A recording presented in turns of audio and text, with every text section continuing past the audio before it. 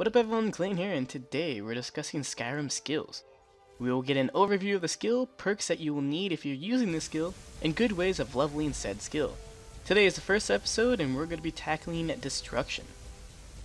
Destruction is a mage skill and pretty much the only way to deal damage as a mage. Destruction magic has tons of different spells that have tons of different ranges, damages, and levels to be able to cast them. Destruction magic is broken down into 3 different magics: fire, frost, and lightning. Each has its own special ability. For instance, frost magic does damage as well as decrease the stamina of the target's hit. Fire does the most damage because fire magic has a damage over time effect. This means when you use fire magic, it burns the target for extra damage. Lightning is the last of the destruction magic. Lightning decreases the magicka of target's hit, as well as does damage. Fire magic is the best of the 3 magics in my opinion. It does the most damage. Also, each enemy in Skyrim will have resistances and weakness, and fire has the least amount of enemies that resist it. Frost, on the other hand, is weak to tons of different enemies. For example, Nords, Draugr, Ice Wraith, and Troll are very strong against frost magic. This means that they won't take as much of the frost damage as compared to the fire damage.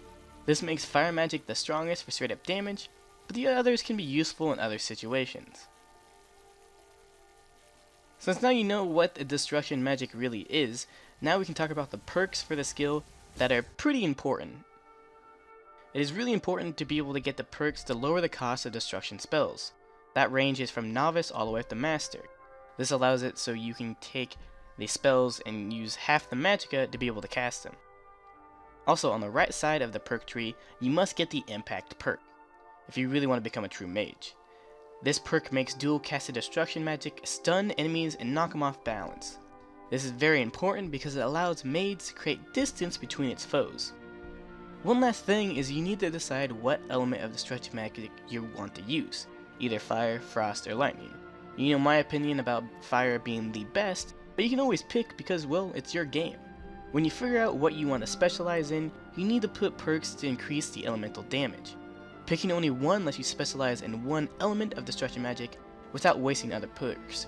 This makes it so you're very strong, and you also have an additional damage once you get the perks after you increase the damage. For instance, if you pick one for frost, it will paralyze people if you get them low and hit them with frost magic, which is also very good utility. Last but not least, how do you level destruction? One way is by training by going to destruction trainers. Feralda in the College of Winterhold is the master destruction teacher and will allow you to train up to level 90 of destruction. If you don't want to join the College of Winterhold, you can always go to the Blue Palace in Solitude and talk to the court wizard. She's a vampire, she's kinda hard to miss. She'll also let you train, but only to a significantly less level. I think it's around level 75 that you can train to.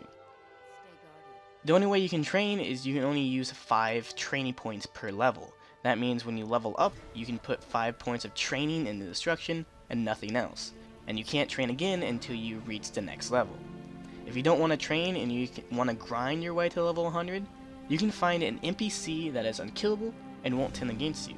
You can use your destruction magic on that NPC and it will level up your destruction.